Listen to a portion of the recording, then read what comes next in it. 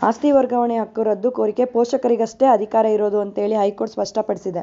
ಪೋಷಕರ ನಿರ್ವಹಣೆ ಕಲ್ಯಾಣ ಹಾಗೂ ಹಿರಿಯ ನಾಗರಿಕರ ಕಾಯ್ದೆ 2007ರ ಕಲಂ 16ರ ಅಡಿ ಆಸ್ತಿ ವರ್ಗಾವಣೆ ಹಕ್ಕು ರದ್ದುಪಡಿಸುವಂತೆ ಕೋರಿ ಮೇಲ್ಮನವಿ ಸಲ್ಲಿಸುವ ಅಧಿಕಾರ ಪೋಷಕರಿಗೆ ಮಾತ್ರ ಇದೆಯೇ ಹೊರತು ಮಕ್ಕಳಿಗಲ್ಲ ಎಂದು ಸ್ಪಷ್ಟಪಡಿಸಿರುವ ಹೈಕೋರ್ಟ್, ಇದೇ ಮೊದಲ ಬಾರಿಗೆ ಈ ದಿಸೆಯಲ್ಲಿ ಮಹತ್ವದ ತೀರ್ಪೊಂದನ್ನು ನೀಡಿದೆ.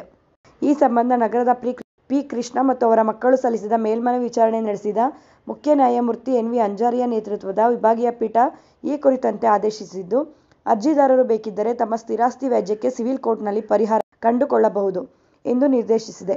ಹಿರಿಯ ನಾಗರಿಕರ ಕಾಯ್ದೆಯ ಕಲಂ 23ರ ಪ್ರಕಾರ, ಹಿರಿಯ ನಾಗರಿಕರು ಅಥವಾ ಪೋಷಕರು ತಮ್ಮ ಆಸ್ತಿಯನ್ನು ವರ್ಗಾವಣೆ ಮಾಡಿದ್ದರೆ ಮಕ್ಕಳು ತಮಗೆ ಅಗತ್ಯ ಆರೈಕೆ ಮೂಲಸೌಕರ್ಯ ಒದಗಿಸಬೇಕೆಂಬ ಷರತ್ತುಗಳನ್ನು ವಿಧಿಸಬಹುದು.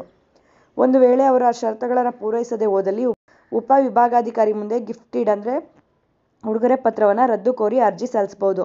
ಇದರನ್ವಯ ಉಪವಿಭಾಗಾಧಿಕಾರಿ ಅಥವಾ ಜಿಲ್ಲಾಧಿಕಾರಿ ಕಲಂ 16ರ ಅಡಿ ಅಂಥ ಅರ್ಜಿಗಳನ್ನು ಪರಿಗಣಿಸಿ ಸೂಕ್ತ ಆದೇಶ ಹೊರಡಿಸಬಹುದು ಎಂದು ನ್ಯಾಯಪೀಠ ತಿಳಿಸಿದೆ.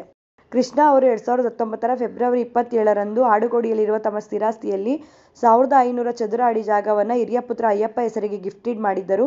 ಕೆಲವು ವರ್ಷಗಳ ಬಳಿಕ ತನ್ನ ಹಿರಿಯ ಪುತ್ರ ತನಗೆ ಯಾವುದೇ ಸೌಕರ್ಯ ಒದಗಿಸುತ್ತಿಲ್ಲ, ನನ್ನಿಂದ ಅಕ್ರಮವಾಗಿ ಗಿಫ್ಟ್ ಡೀಡ್ ಮಾಡಿಸಿಕೊಳ್ಳಲಾಗಿದೆ, ಹಾಗಾಗಿ ಗಿಫ್ಟ್ ಡೀಡ್ ರದ್ದು ಮಾಡಬೇಕು ಎಂದು ಉಪವಿಭಾಗಾಧಿಕಾರಿಗೆ ಮನವಿ ಸಲ್ಲಿಸಿದ್ರು. ಇದನ್ನು ಮಾನ್ಯ ಮಾಡಿದ್ದ ಉಪವಿಭಾಗಾಧಿಕಾರಿ 2023 ಫೆಬ್ರವರಿ 27ರಂದು ಗಿಫ್ಟ್ ಡೀಡ್ ಅನ್ನು ರದ್ದು ಮಾಡಿದ್ರು. ಇದನ್ನು ಪ್ರಶ್ನಿಸಿ ಅಯ್ಯಪ್ಪ ಜಿಲ್ಲಾಧಿಕಾರಿಗೆ ಮೇಲ್ಮನವಿ ಸಲ್ಲಿಸಿದ್ರು.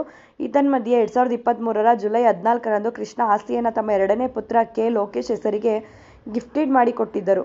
ಮೊದಲನೇ ಪುತ್ರ ಸಲ್ಲಿಸಿದ ಮೇಲ್ಮನವಿ ಬಾಕಿ ಇದ್ದಾಗಲೇ ಕೃಷ್ಣ ಸಾವನ್ನಪ್ಪಿದ್ದರು.